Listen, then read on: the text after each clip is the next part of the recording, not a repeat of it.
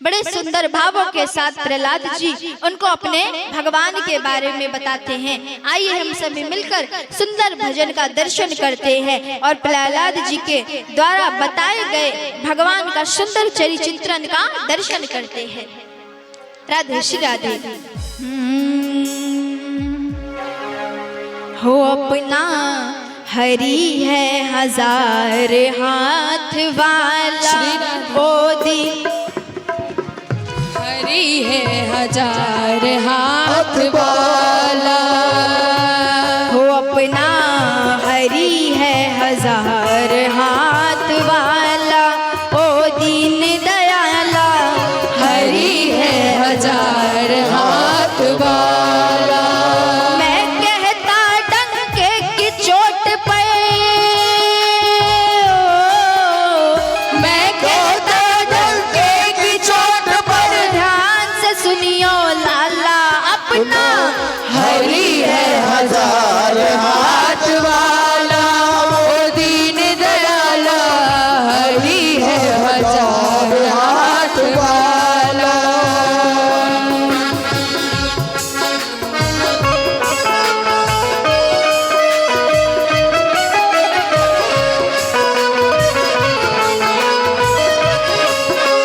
श्री राधे।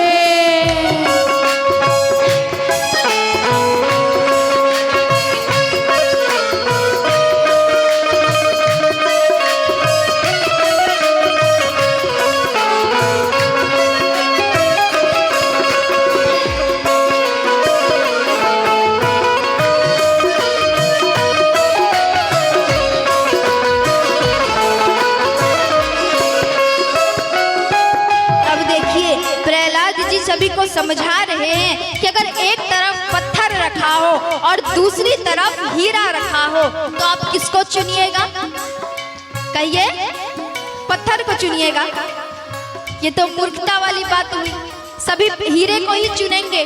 तो प्रहलाद जी कहते हैं कि जब भगवान रूपी हीरा सबके पास है तो लोग क्यों इस मोह माया में, कंकड़ रूपी मोह माया में पड़े हैं? प्रहलाद जी कहते हैं कौन बटोरे कंकड़ पत्थर, कौन बटोरे कंकड़ पत्थर, कौन बटोरे कंकड़ पत्थर, कौन बटोरे कंकड़ पत्थर, जब हो हाथ में हीरा, जब वो हाथ में हीरा। कंचन सदा रहेगा कंचन, कंचन सदा रहेगा कंचन, कंचन सदा रहेगा कंचन, कंचन सदा रहेगा कंचन। और कथीर कथीरा, और कथीर कथीरा, साच के आगे झूठ का निकला, साच के आगे झूठ का निकला, हरदम यहाँ दीवाला, जय हो। हरि है हजार हाथ वाला, वो दीन दयाला, हरि है हजार हाथ वाला, अपना हरि है हजार हाथ वाला, हरि है हजार हाथ वाला। कृष्ण लाल की जय हो। हरि बोल।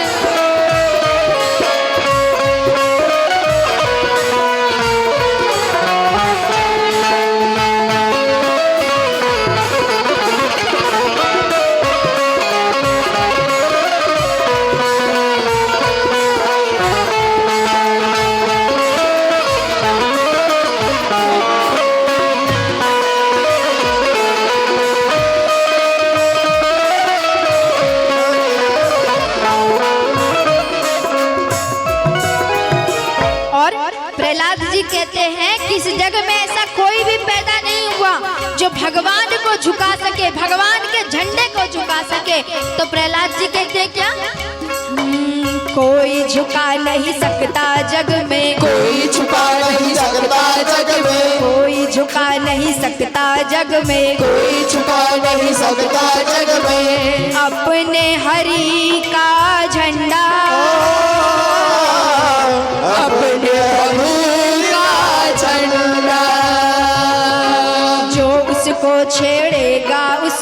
जो उसको छेड़ेगा उसके, जो उसको छेड़ेगा उसके, जो उसको छेड़ेगा उसके सर पे पड़ेगा डंडा, सर पे पड़ेगा डंडा। युगों युगों से इस धरती पर, युगों युगों से इस धरती पर है बोले वाला अपना, हरि है हजार हाथ वाला वो दीन दयाला, हरि है हजार हाथ वाला अपना, हरि है हजार हाथ वाला वो दीन दयाला, हरि है हजार हाथ वाला। प्रेम से बोलिए कृष्ण कन्हैया लाल की राधे श्री राधे।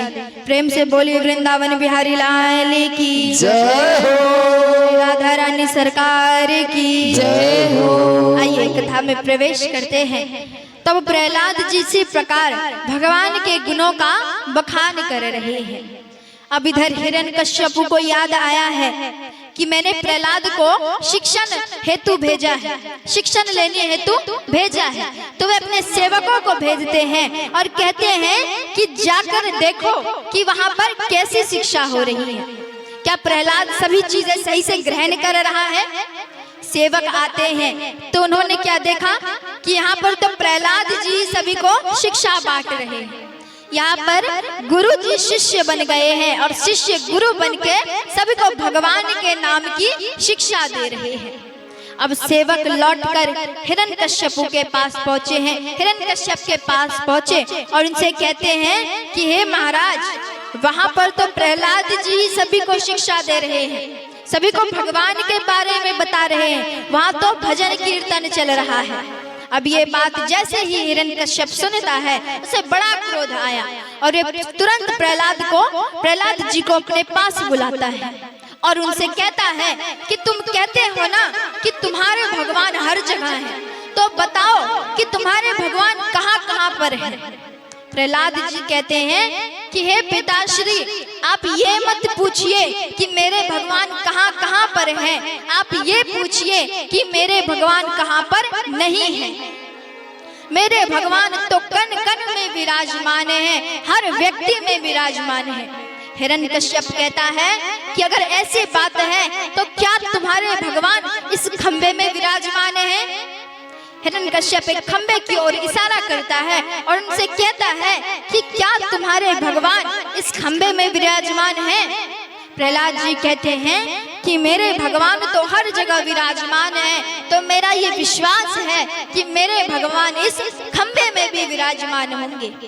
हिरण्यकश्यप कहता है कि अगर ऐसी बात है तो मैं इस खंबे को ही खत्म कर दूंगा, नष्ट कर दूंगा, ना रहेगा ये खंबा और ना रहेंगे तुम्हारे भगवान। ये सोचकर हिरण्यकश्यप उस खंबे पर प्रहार करता है, 2-3 बार प्रहार करता है। प्रहार करने से वे खंबा फटता है और उसके अंदर से नरसिंह भगवान का प्रागट्य होता है। प्रेम से बोलिए नरसिंह भगवान की जय हो। नरसिंह भगवान बड़े क्रोध में हैं। नरसिंह भगवान के बीच में और हिरण्यकश्यप के बीच में बड़ा ही भयंकर युद्ध चलता है। किंतु जैसा कि हम सभी जानते हैं कि भगवान के आगे कोई टिक नहीं सकता, तो भगवान हिरण्यकश्यप को भी हरा देते हैं और अपनी जंघा पर बिठाते हैं और मारने से पहले वे हिरण्यकश्यप के सवाल का जवाब देते हैं। वे कहते हैं कि तुम्हें मरने समय कोई तुम्हारे मन में कोई संदेह ना रह जाए कि मैंने तो भगवान ब्रह्मा से आशीर्वाद मांगा था, वरदान मांगा है, मेरी मृत्यु कैसे आ गई। तो मैं तुम्हारे सारे प्रश्नों का उत्तर देता हूँ। तुमने कहा था कि न मैं दिन में मरूं और ना मैं रात में मरूं, तो मैं तुम्हें सांझ के समय मार रहा हूँ, संध्या के समय मार रहा हूँ। और देखिए, इसीलिए संध्या के समय में कुछ चीजों का त्याग करना चाहिए। उस समय भोजन ग्रहण नहीं करना चाहिए, वे राक्षसी भोजन कहलाता है, क्योंकि उसी समय हिरण्यकश्यप की मृत्यु हुई थी। संध्या के समय सोना नहीं चाहिए। कुछ चीजें होती हैं जिसका हमें परहेज करना चाहिए। सांझ के समय भगवान का नाम लेना चाहिए, उनको प्रणाम करके संध्या वंदन करना चाहिए।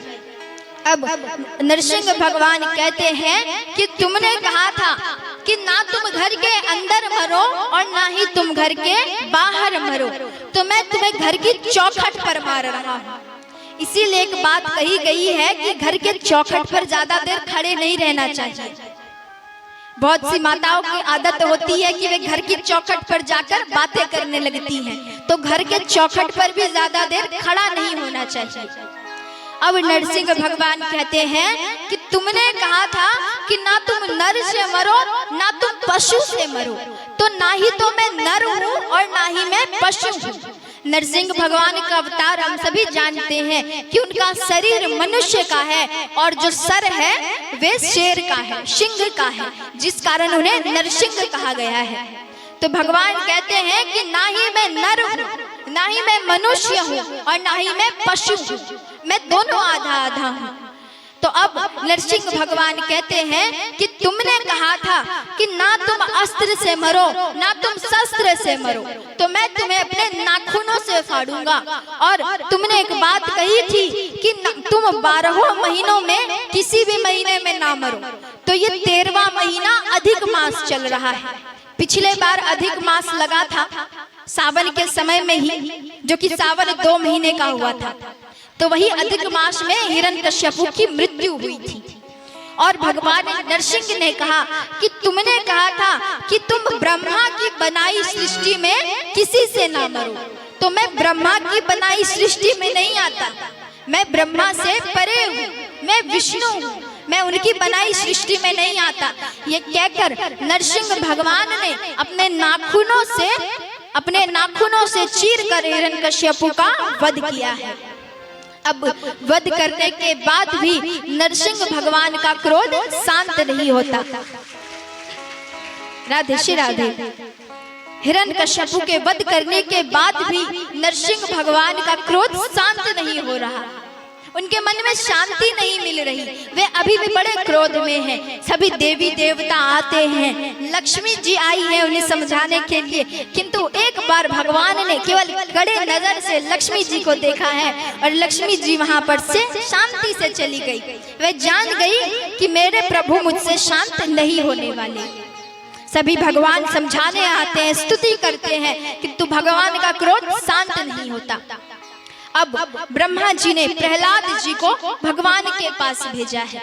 ब्रह्मा जी ने कहा कि हे प्रहलाद, तुम भगवान के पास जाओ, तभी उनका क्रोध शांत हो सकेगा। अब प्रहलाद जी भगवान के पास गए हैं, उन्हें देखते ही भगवान का क्रोध शांत हो गया। भगवान उन्हें गोद में बिठाकर और पशुओं की भांति चाट कर प्रेम करते हैं, क्योंकि उनका मुख तो सिंह का है, शेर का है, तो शेर तो जीवा से ही प्रेम करेगा। तो भगवान यहाँ पशुओं की भांति चाट कर प्रहलाद जी को प्रेम करते हैं और उनका क्रोध शांत होता है।